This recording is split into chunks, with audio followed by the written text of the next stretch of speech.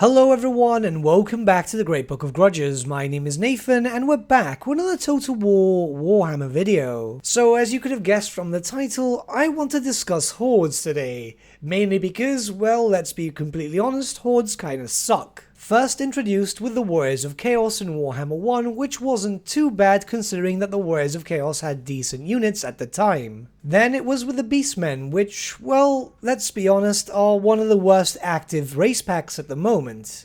And finally with Nakai, which tried to make things better and in truth did do some improvements, but nothing too out there. Now it's been 5 years since the Warhammer series started and it's been 5 years of Hordes, and we need a rework soon enough for the whole system. We're more or less expecting changes coming into effect for the Beastmen if the next DLC ends up being a Beastmen DLC, and it's safe to assume that the Warriors of Chaos themselves will receive a rework post-launch or at least at launch of Warhammer 3.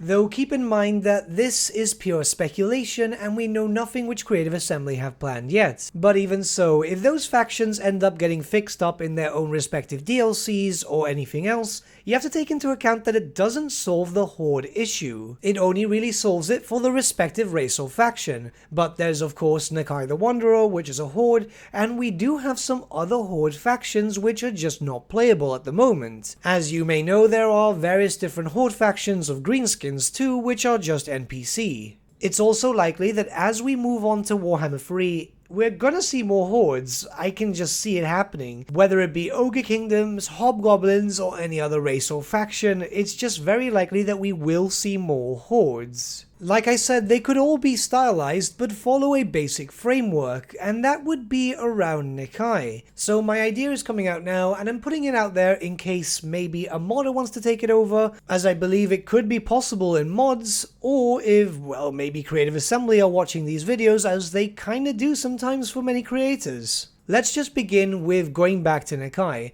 Nakai is a character which, let's be honest, it was implemented in a decent way, and the fact of the matter is that his faction mechanics were done rather well. In all honesty, it would have been possible to fix the Horde issue if some matters were looked into. If we look at everything that was done well, it's just some basic stuff here which is a big quality of life change for Hordes.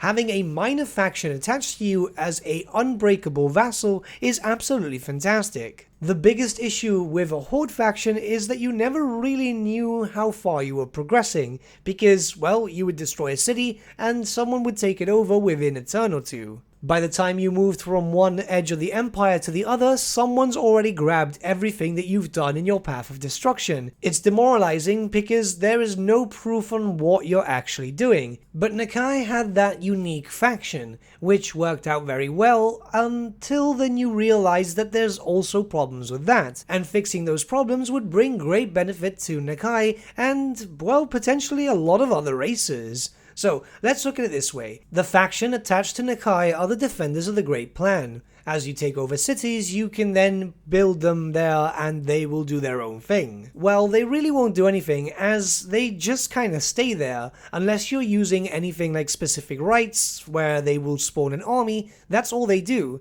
You will get the Defenders of the Great Plan settlements, which then they will give you some income, but they won't build armies. They'll stay at tier 1, but have a decent garrison too. You can see the whole yes but no but yes but no situation.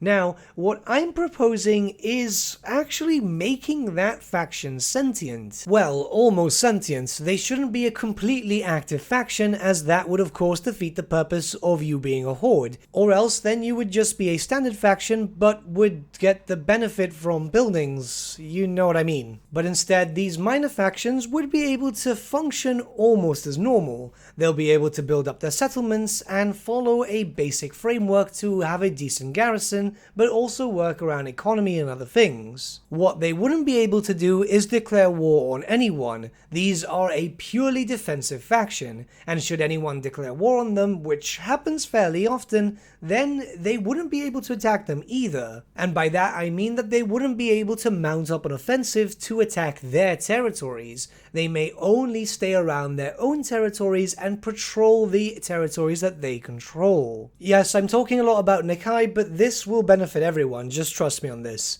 So this also removes all the babysitting aspect from this campaign. If you've played as Nakai before, you'll know that as you start spreading out more and more minor factions start declaring war on the defenders of the Great Plan. And the issue is that you don't really have that many armies, so sometimes you're spread out very thin. You can't protect all these areas. Sure, you have access to different rights, like for example spawning an army that doesn't replenish or causing some attrition, but that doesn't really help, does it? The perfect example is when you're playing in the Mortal Empires, where you're trying to take over Norska or any other region, and well, all the Norskans start declaring war on you. Shortly after that, the Dark Elves do too, or even just the Skaven of Clan Moldor, so you're already fighting in multiple fronts, defending an ally that's doing absolutely nothing. And we all know how Total War AI works with sieges at the moment. The enemy will besiege all these territories that you work to take over, and just starve them out until there are no more. So of course, if the defenders of the Great Plan were able to defend themselves,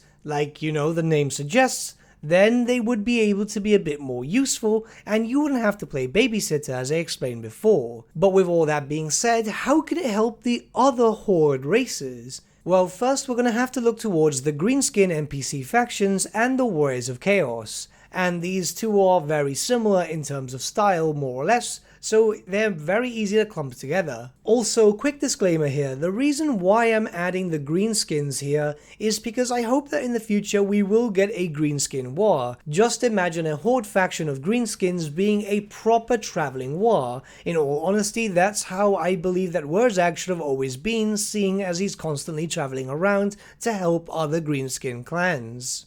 But let's not digress too much. So in regards to the greenskins and the Warriors of Chaos, well, who's to say that there can't be a minor faction serving them? The Warriors of Chaos can easily have some minor faction style Norscan tribe where you would take over territories and they would be able to build up and have some defensive walls, even if it's just the baseline walls that we have now with no actual distinction between race or faction. And then of course the greenskins could have whatever fits around them thematically. So say for example, if Wurzag does become a Horde in the future, which is doubtful but would be wishful thinking, well then when he would take over territories, that would build up territories which would have garrisons of savage orcs. Just a basic example, it could literally be any type of greenskin. And then again, this would follow with the same format that I had said for Nakai, where the minor faction would then be able to build up and just patrol around their territories. Now, I know this wouldn't work too well for the Beastmen, but it can be assumed that the Beastmen DLC is soon enough, so it is assumed that they will have a fix to their mechanics as a whole. In a perfect world, this could be the DLC if it ends up being next, which could just fix the Horde mechanics for every single race and faction. It doesn't have to fix the Warriors of Chaos because, well, that would be a bit too much asking for 2 reworks in one DLC,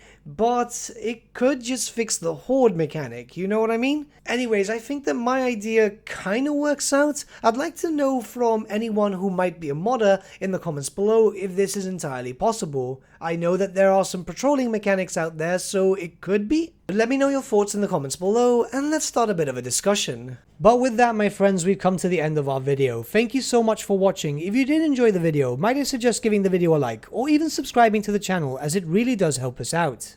In the description section below are various links to different social media platforms such as Facebook, Instagram, and Discord. Also in the description section is an affiliate link with Element Games where you could buy loads of hobby-based products, not just Warhammer, for 10 to 25% off. Making a purchase using that link and also our special code, which is also in the description, supports the channel at no extra cost to you, which we think is rather cool. A big thank you to our patrons. Your support means the world to us. It's amazing that people want to help a small channel like us grow and get to a higher level of content. A big thank you to Gibraltar LUSC, Ryan Bertsche, Andrew Prince, and Okro for subscribing to us at our Fane level. You guys are super cool. And a big thank you to Edward Yule, VS Vasan, Aaron Whitman, and Shaggy for subscribing to us at our King level. Honestly, we can't thank you all enough. And lastly, a big thank you to all of you for liking, sharing, and commenting on these videos. Honestly, it's because of you guys that the channel's been growing at such a great pace lately, so we can't thank you all enough. But with that, my friends, thank you so much for watching once again, and we shall see you all again very, very soon.